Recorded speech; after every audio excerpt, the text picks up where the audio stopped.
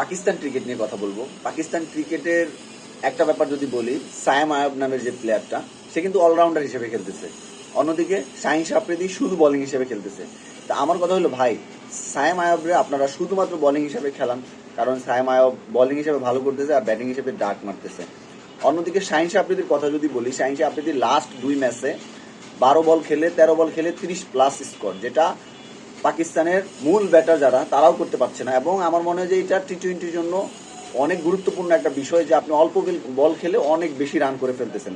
তো শাহিন আফ্রিদির লাস্ট 2টা ইনিংসে যদি দেখেন, 30+ স্কোর মাত্র 12 থেকে 13 বলে। শাহিন আফ্রিদিকে উচিত তাদের অলরাউন্ডার হিসেবে আরেকটু আগে নামানো, এবং সায়েম আয়বকে শুধুমাত্র বোলিং হিসেবে খেলাক। ভাই, সে বোলিং হিসেবে ভালো করতেছে, সে অলরাউন্ডার হিসেবে মোটেও ভালো করতেছে না। আমার মনে হয় না সে ভবিষ্যতে ভালো করবে কিনা। শাহিন আফ্রিদি কিন্তু প্রথম থেকেই তার বোলিং এর পাশাপাশি ব্যাটিং এ কিন্তু মনোযোগ দিচ্ছে। সে কিন্তু টি-20তে এসে 20 রান 25 রান এরকমটা কিন্তু করে দেয় শুধুমাত্র অল্প বলে।